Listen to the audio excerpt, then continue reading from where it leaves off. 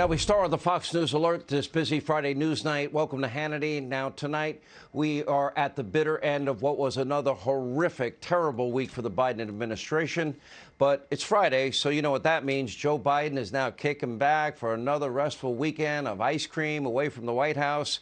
Now, meanwhile, our country is falling apart. Biden's Treasury Secretary now predicting uncomfortably high inflation for at least another year. What wonderful news.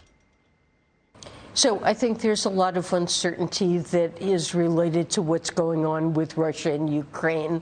And I do think that it's exacerbating inflation. I don't want to make a prediction exactly as to what's going to happen in the second half of the year. You know, we're likely to see another year in which 12-month inflation numbers remain very uncomfortably high.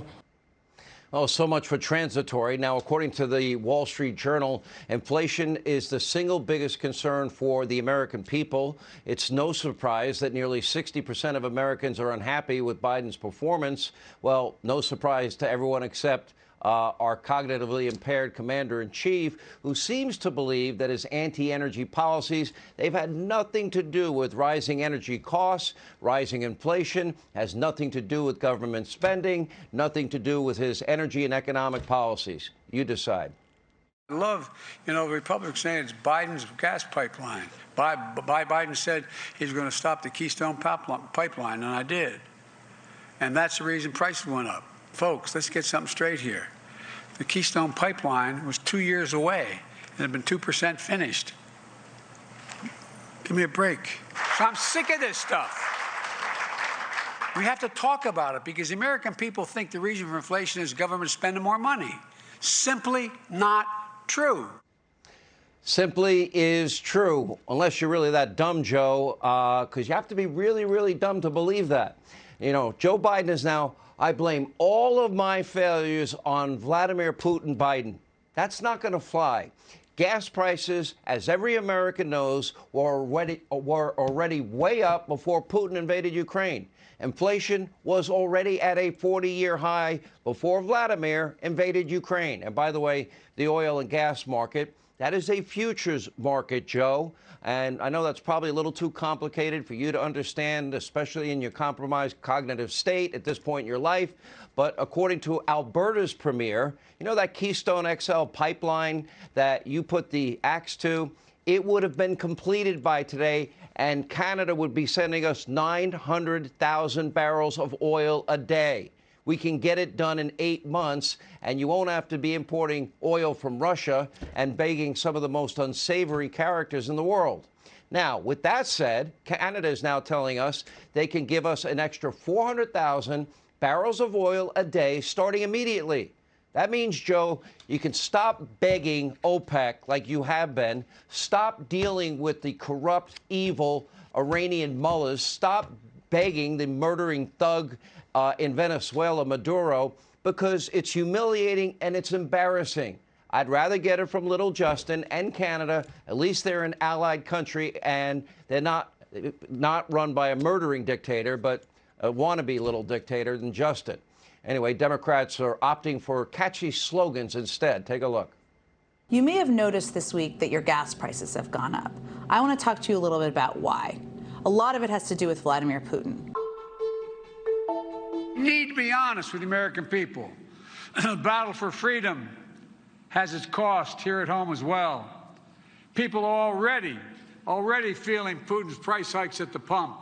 The larger issue about Putin's tax, that's really Putin's gas hike. That's his gas hike. So much of this increase in the gas tax, gas price started weeks leading up to what happened there. No, it's Biden's oil tax, and it's Biden's 40-year high of inflation long before Vladimir invaded Ukraine. Democrats out there with the little talking point, the little slogan, the little bumper sticker, all their lying won't work. But that didn't stop Joe Biden from tweeting that he will, quote, take every step that he can to minimize Putin's price hike here at home. Well, it's actually the Biden price hike. Now, it's a kind of weird thing to say since he won't restart the Keystone XL pipeline. He won't allow drilling in ANWR. He won't even unfreeze new exploration permits, and he's lecturing constantly the oil and gas industry that are doing their very best. As a matter of fact, we can't find a single thing that Biden is willing to do back here at home to lower prices. He'd rather beg the world's dictators.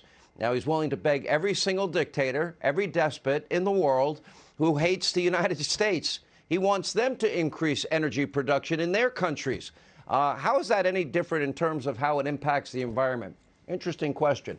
Now, needless to say, it's not going well. Gas prices, inflation, it's happened long before this invasion. It's going to continue to rise. Joe's economic and energy policies caused it. Now, Kamala Harris was asked about this serious economic issue. She had no answer whatsoever. Watch with your own eyes.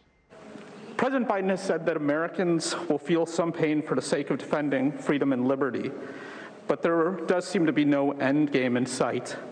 How long should Americans expect? How long should we be bracing for this really sort of historic inflation and some unprecedented gas prices? Sure.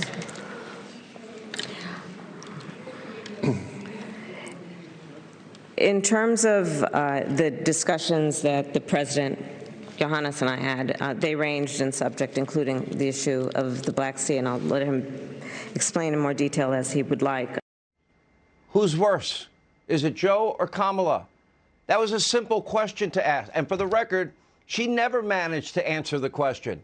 I don't know, between Joe and Kamala Harris, our country is being led by utter idiots at this point, and now the American people, we're all paying the price, and our national security is compromised on top of it. Joe's policies are hurting. Joe abandoned energy independence. Joe abandoned America as a net exporter of energy. Now we're a net importer by far. Now, prices have been rising sharply ever since he got into office. But remember, according to Joe and the Democrats, Joe Biden has nothing to do with this inflation that has been at a 40-year high for months. Forget the trillions of dollars in new spending, the trillions in handouts and entitlements. Forget the new restrictions on oil and gas and rising gas prices and energy prices.